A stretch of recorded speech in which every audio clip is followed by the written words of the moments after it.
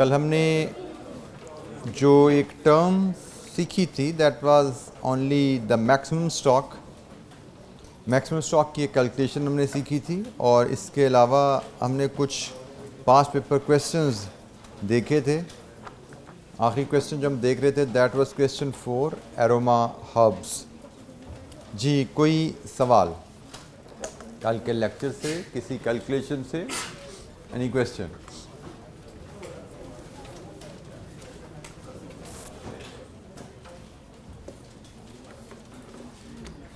Aroma hubs का part A हमने किया था जिसमें EOQ हमने कैलकुलेट कर लिया था। क्या आया था EOQ? जी 4635। EOQ was 4635 units. ये पार्ट ए हमने कर लिया था। अब हम पार्ट बी इसका देखेंगे। क्वेश्चन में इशू क्या था कि कंपनी 6 मंथली ऑर्डर्स कर रही थी, 60,000 डिमांड थी, तो 30,000 एट अ टाइम ऑर्डर हो रहा था और EOQ हमने कैलकुलेट किया तो 4635 यूनिट्स आ गया इंस्टेड ऑफ 30,000। रिक्वायरमेंट है part B, determine the amount of savings if any which can be achieved by AH adopting the stock management system based on EOQ। So हमें इसकी कॉस्ट निकालनी थी जो कि मुझे बात करते करते याद है, मैंने तो असाइनमेंट दी थी आपको। हाँ जी, तो क्या ये कॉस्ट मुझे ज़रा बता दीजिए इसका जवाब। हमें टोटल लेना था ordering, holding and purchase. In 3 cost का हमें सम लेना था और हमें फिर बताना था कि EOQ में कुछ सेविंग्स आ रही हैं या नहीं। जनाब टोटल कॉस्ट विद EOQ क्या है? Total cost with EOQ 69473,049 and cost with this 728,848 72848 000 और as a result saving is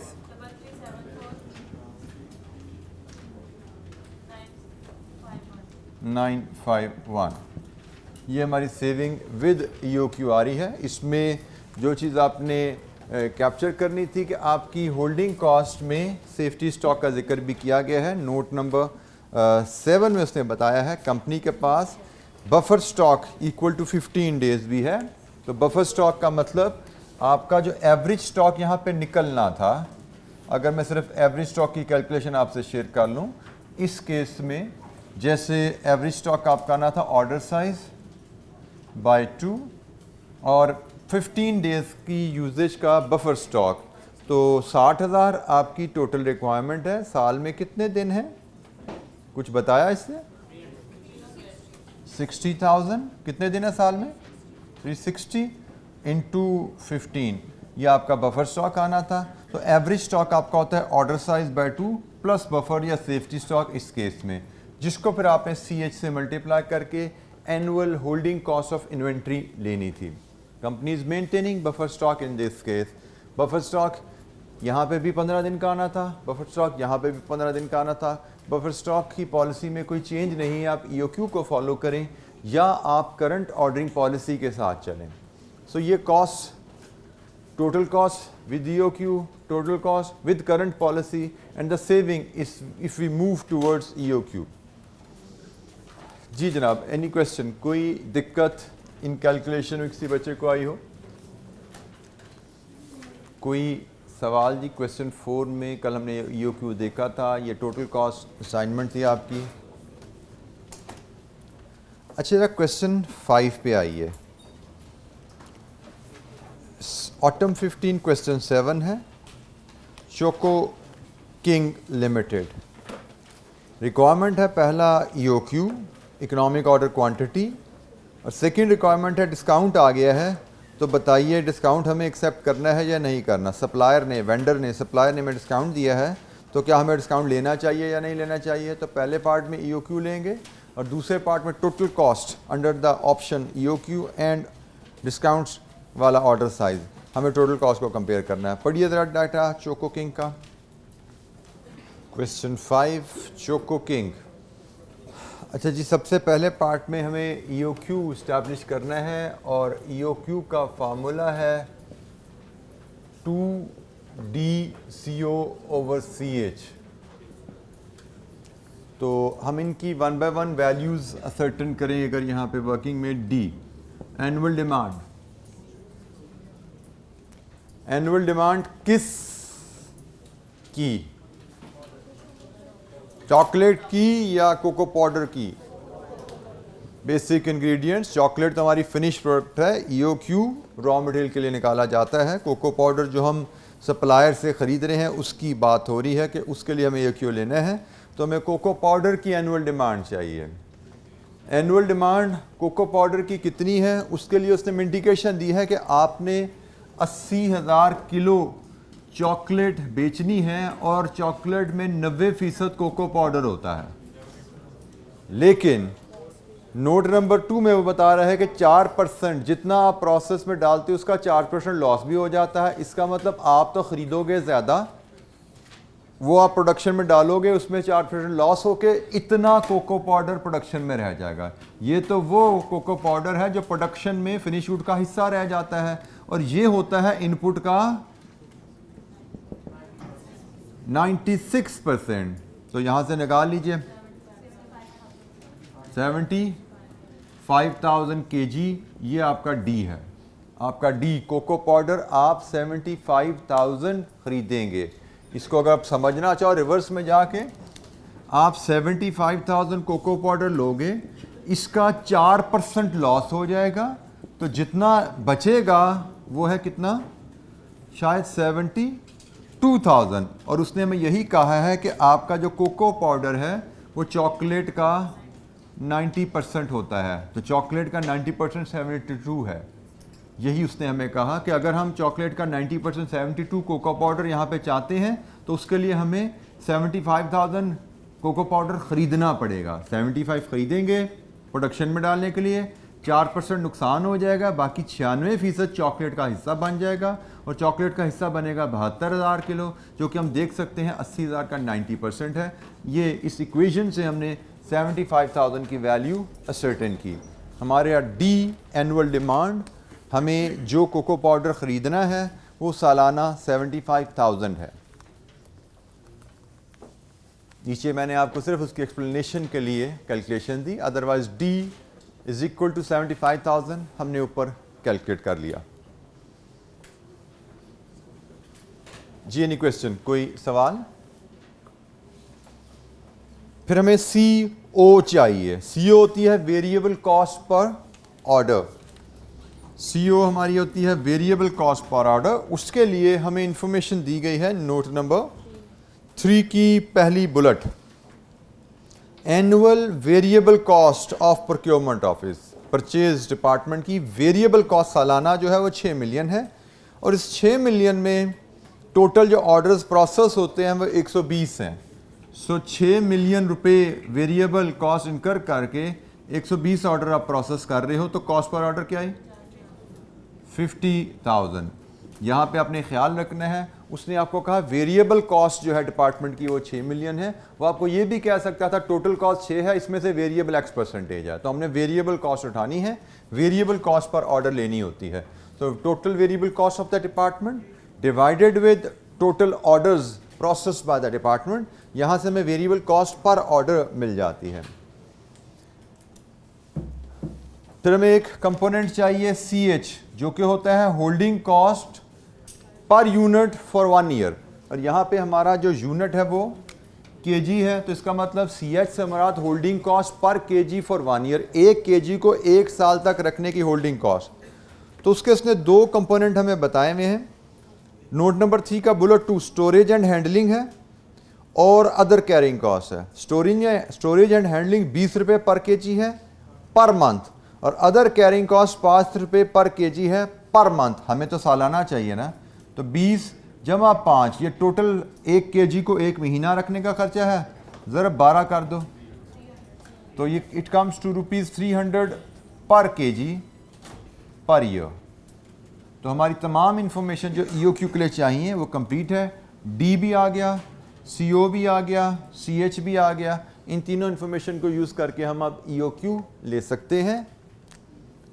2 into 75,000 into 50,000 over 300 and then under root कितना जी 5,000 kgs। ये आपका EOQ आ गया। Any question? Economic order quantity using the EOQ formula is 5,000।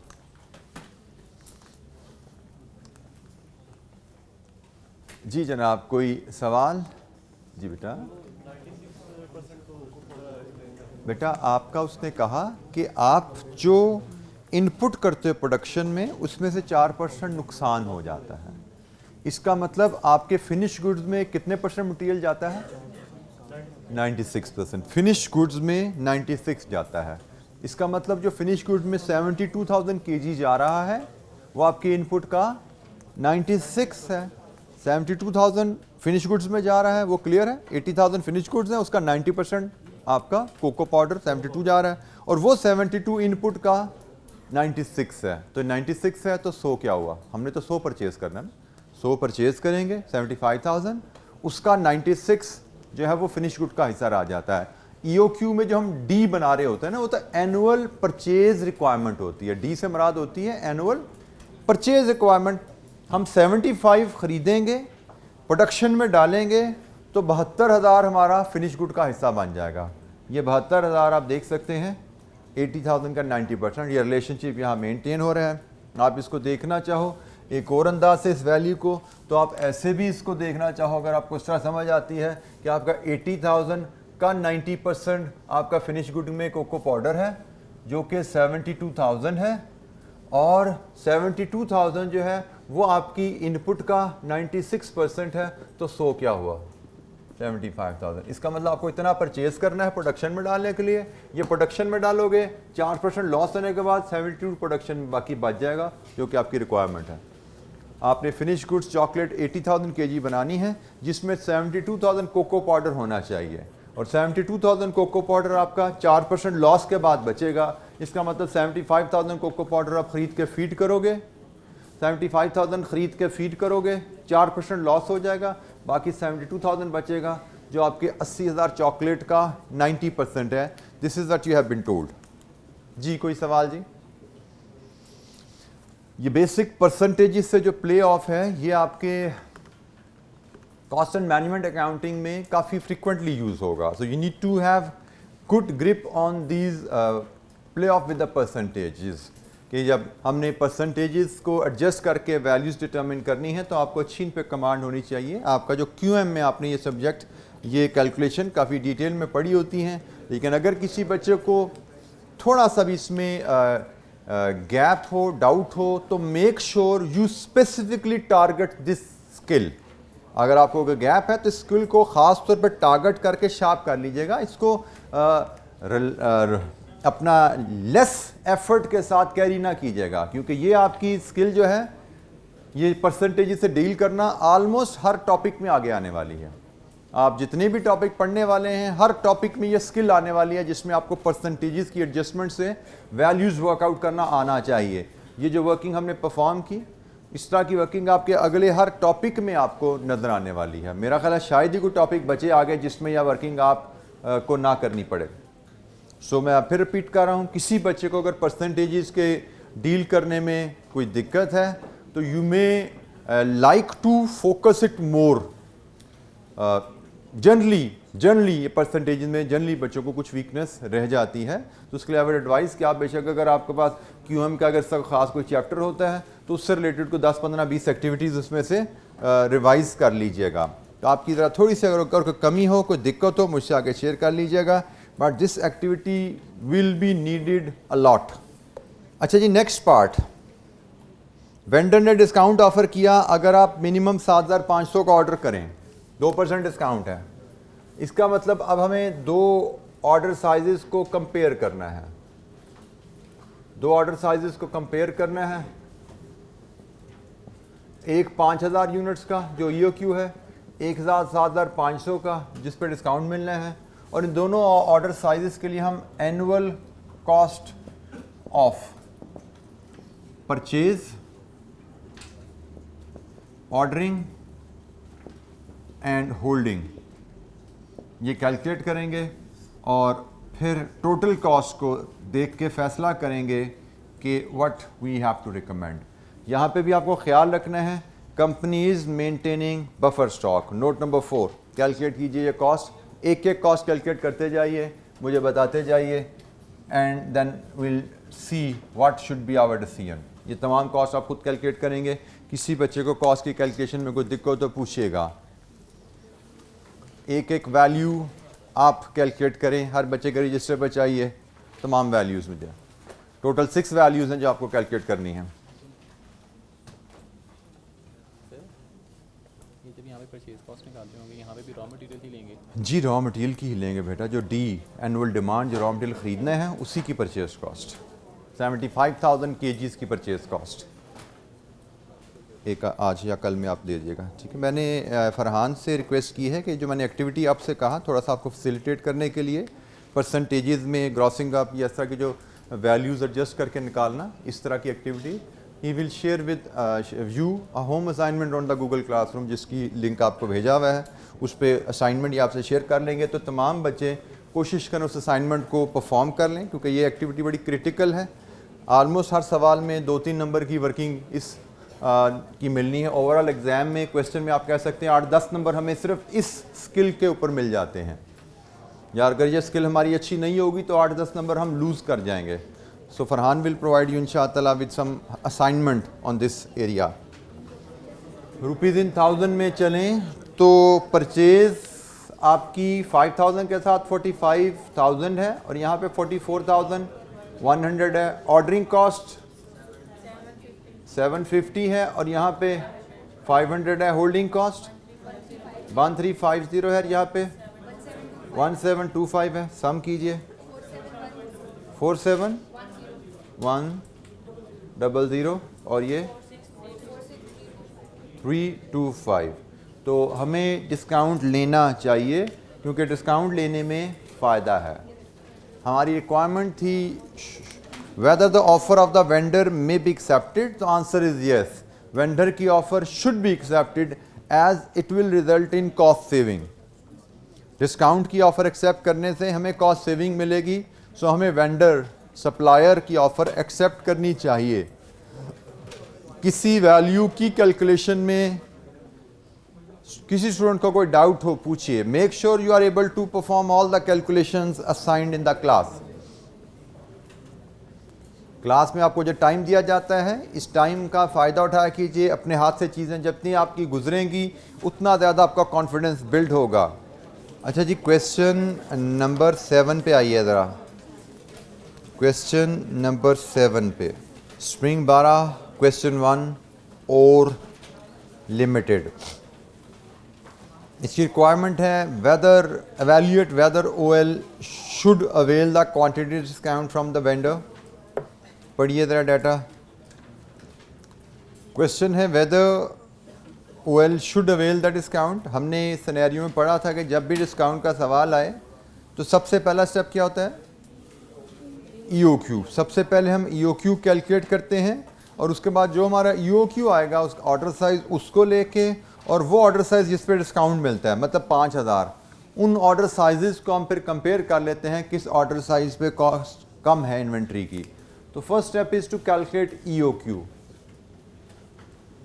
EOQ में आपको 2DCO/CH ये आपका जी कैलकुलेशन है।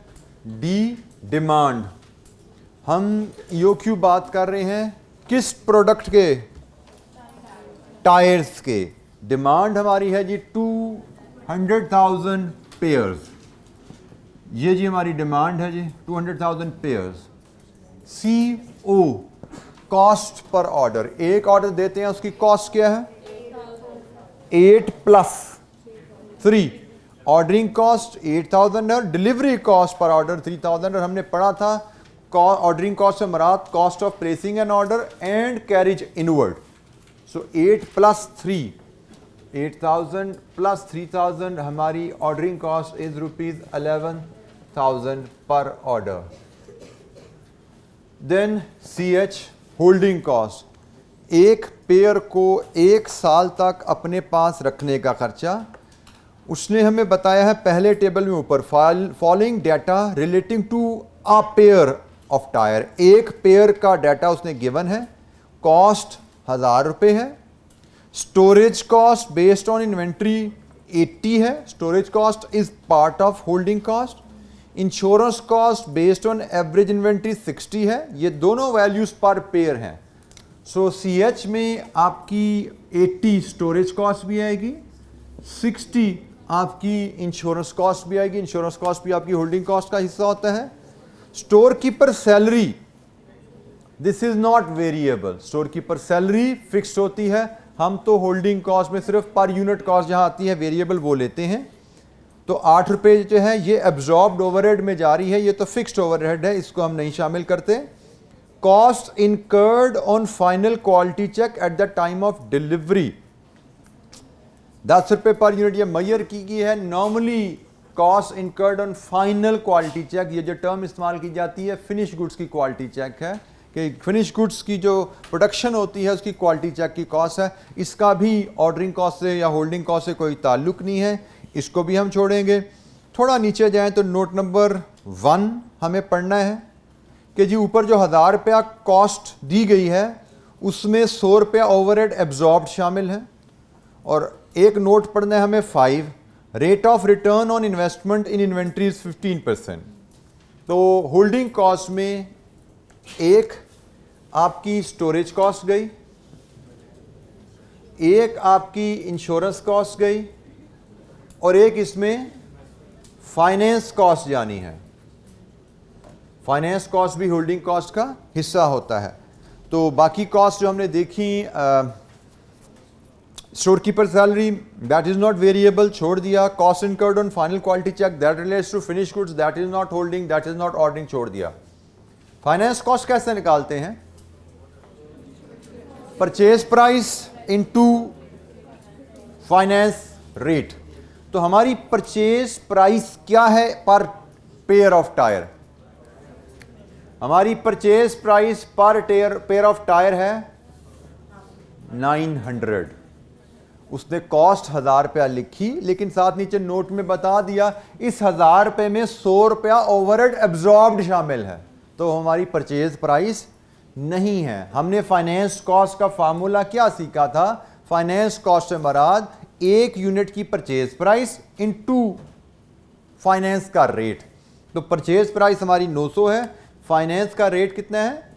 15%। लीजिए जी 1 2 3 फैक्टर्स ऐड करें तो आपको CH मिलेगी जी ₹275 पर pair per year. Annual holding cost per unit, that is the CH। और हम सिर्फ वेरिएबल कॉस्ट लेते हैं, मैं बार बार रिपीट कर रहा हूं। CO में भी सिर्फ वेरिएबल ऑर्डरिंग कॉस्ट ली जाती है, CH में भी सिर्फ वेरिएबल होल्डिंग कॉस्ट ली जाती है। तो variable holding cost is 275। Now we can put in the values here. 2 into 200,000 into 11,000 divided with 275 and under root. So what is 4,000 pairs। ये आपका EOQ आ गया। पार्ट पहला हिस्सा जो होता है इस तरह के सवालों में जिनमें हमें डिस्काउंट की इवैल्यूएशन दी जाए, सबसे पहले हम EOQ कैलकुलेट करते हैं। डिस्काउंट की इवैल्यूएशन में सबसे पहले EOQ कैलकुलेट किया जाता है। जनाब एनी क्वेश्चन? बेटा क्योंकि ये परचेज प्राइस नहीं है, हमने फाइनेंस कॉस्ट की कैलकुलेशन के लिए सीखा था। फाइनेंस कॉस्ट आपकी आती है परचेज प्राइस इनटू फाइनेंस का रेट। तो ₹1,000 में ₹100 ओवरहेड एब्जॉर्ब्ड शामिल हैं जो कि परचेज प्राइस का हिस्सा नहीं होते। तो हमने उस ₹100 निकाल देने हैं। परचेज प्राइस जो हम सप्लायर को पे कर रहे हैं वो तो सिर्फ सप्लायर को पे कर रहे हैं, प्लस कैरेज इनवर्ट जो है आप डाल लीजिए। तो परचेज प्राइस और कैरेज इनवर्ट तो ऑर्डरिंग में चलेगी। सो purchase price is 900, carriage inward हमारी ऑर्डरिंग में चली गई है। और यहाँ पे जो फाइनेंस कॉस्ट ली जाती है वो purchase price paid to supplier into finance cost, finance का रेट 100 रुपया इसमें ओवरहेड एब्जॉर्ब्ड है। ओवरहेड एब्जॉर्ब से मुराद क्या है, याद रखिए किराया, डेप्रिसिएशन बिल्डिंग का, ठीक है। तो वो आपकी फाइनेंस की इन्वेस्टमेंट नहीं है। फाइनेंस कॉस्ट का मकसद क्या है कि एक यूनिट को अपने स्टोर में रखने में कितने पैसे आपके ब्लॉक होते हैं। तो ओवरहेड एब्जॉर्ब में तो डेप्रिसिएशन भी शामिल है। तो क्या डेप्रिसिएशन आपकी जेब से कोई पे हुई भी है? आपका पैसा डेप्रिसिएशन कॉस्ट इनकर होने में कोई जेब से पैसा गया है आपका? वो तो नॉन कैश कॉस्ट होती है। सो ओवरहेड एब्जॉर्ब में तो नॉन कैश कॉस्ट भी शामिल होती हैं। बहरहाल सिंपल उसूल याद रखिए, फाइनेंस कॉस्ट ली जाती है purchase price paid to supplier पे। Purchase price paid to supplier इस केस में 900 है। 1000 उसने कॉस्ट लिखी है और साथ बता दिया कॉस्ट में 1000 में 100 रुपया ओवरहेड एब्जॉर्ब शामिल है, जो कि हमारी पेड टू सप्लायर अमाउंट नहीं है, उसको हमने इसमें से लेस कर देना है। हमारी अमाउंट पेड टू सप्लायर शायद 900 आ रही है। 900 पे हमने इंटरेस्ट कैलकुलेट करके होल्डिंग कॉस्ट का हिस्सा बनाना है। पहला स्टेप, जब भी आपको डिस्काउंट ऑफर की वैल्यूएशन दी जाए, पहला step is to calculate EOQ.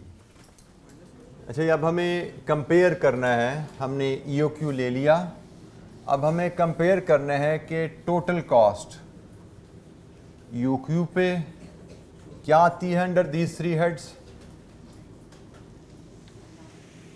और अगर हम डिस्काउंट की तरफ जाते हैं तो क्या आ रही है total cost, and then will recommend which option is better.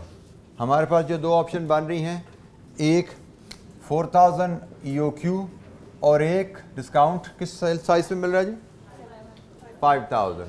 ये 2 ऑर्डर साइजेस की ऑप्शन है। इन दोनों को हमें एवेल्यूएट करके देखना है कहाँ पे हमारी कॉस्ट कम आ रही है। यहाँ पे कोई बफर स्टॉक है या नहीं? No buffer stock. Buffer stock के लिए आपको एक तो देखना है क्वेश्चन में डायरेक्टली बफर स्टॉक की इंफॉर्मेशन दी जाए, वो भी नहीं है। दूसरा, रीऑर्डर लेवल दिया जाए तो भी आप बफर स्टॉक कैलकुलेट कर सकते हैं। तो दोनों इंफॉर्मेशन अवेलेबल नहीं है, इसका मतलब company is not maintaining buffer stock. कीजिए ये तीनों कैलकुलेशन, कंप्लीट कीजिए इस कैलकुलेशन को और बताइए टोटल कॉस्ट क्या आती है अंडर ईच ऑप्शन। तीनों कॉस्ट अंडर 2 ऑप्शंस कैलकुलेट कीजिए और सम बताइए क्या आ रहा है। Then will see which option is better. इस वैल्यूज बड़ी हैं, आप इसको रुपीज इन 1000 में ही कैलकुलेट कर सकते हैं।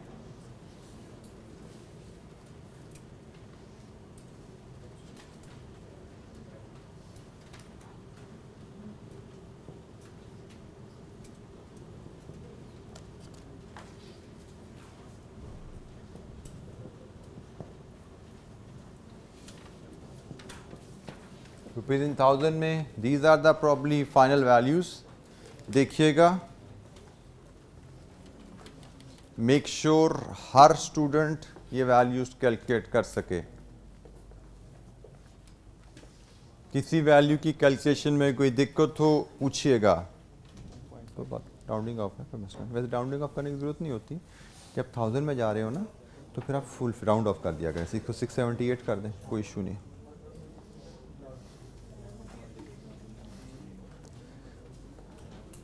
जब फिगर्स हम 1000 में राउंड ऑफ कर रहे हैं तो डेसिमल्स में जाने की ज़रूरत होती नहीं है।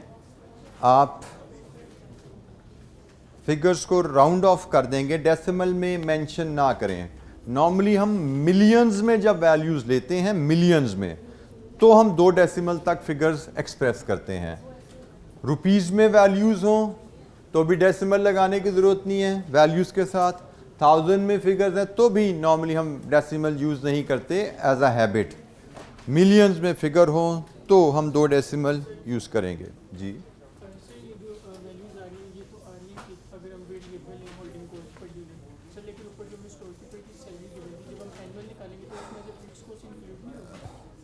बेटा हम डिसीजन ले रहे हैं, हम 4000 का ऑर्डर करें या 5000 का करें। तो 4000 का करें या 5000 का करें, उससे स्टोर कीपर की सालाना सैलरी में कोई फ़र्क पड़ेगा?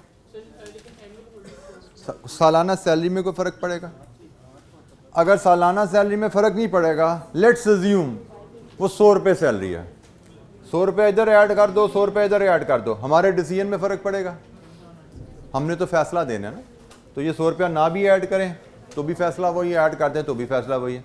तो हमसे यहाँ पे उसने फैसला मांगा है। कल हमने एक सवाल किया था, उसमें उसने हमसे कहा था होल्डिंग कॉस्ट बताओ, तो होल्डिंग कॉस्ट में फिर वेरिएबल भी आ जाती है, फिक्स भी आ जाती है। यहाँ पे उसने क्या कहा, फैसला बताओ।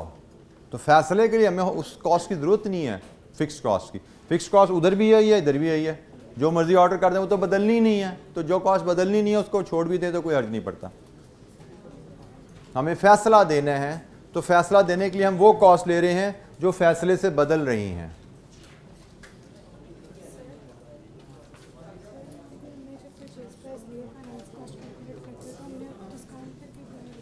डिस्काउंट करके, डिस्काउंट तो बेटा 5,000 के ऊपर मिलता है बेटा। 900 हमारी परचेज प्राइस है, इस पे आप कह रहे हैं 2% डिस्काउंट ले लें। क्यों ले लें भाई? क्यों? क्या हमारा ऑर्डर साइज 5,000 से ऊपर जाने लगा? ये क्यों क्या आ रहा है? तो डिस्काउंट कब मिलता है? ठीक है, नॉर्मली हम EOQ में डिस्काउंट नहीं लेते बेटा। कल लिया था क्योंकि उसने कहा हुआ था कि company wants to avail discount. उस पर हमारी कल डिस्कशन भी काफ़ी हुई थी कि हमने क्यों ले लिया। हम तो EOQ में डिस्काउंट नहीं लेते, इस पर हमारी कल डिस्कशन भी हुई थी कि हमने इस क्वेश्चन में क्यों लिया, क्योंकि क्वेश्चन में एग्जामिनर ने कहा कि company wants to avail discount, इसलिए हमने डिस्काउंट लिया। बट यहाँ पे तो ऐसी कोई बात नहीं है।